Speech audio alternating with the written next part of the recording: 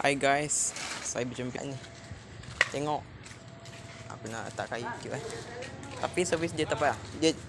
Aku cakap di sini, dia pun nak buat kat sini. Dia pun tengah lahan. Tunggu transformation je guys. See you guys. Bye. Tengok. Ini jalan lama. Sekarang tengah bongkar guys, tengok. Boleh tengok lah.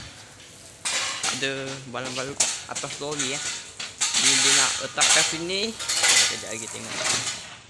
Sama petang. Cuba korang tengok ini after buat jalan baru. 4 orang yang mukanya hitam bangla ke atau ini yang buat. Tapi hasilnya memuaskan. Dan cukup cantik korang tengok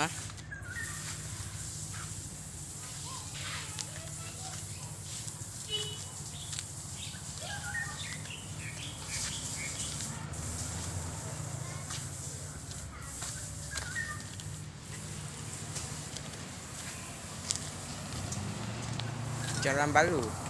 Jangan lupa like, comment, share and subscribe guys. Bye bye. Hai jalan baru.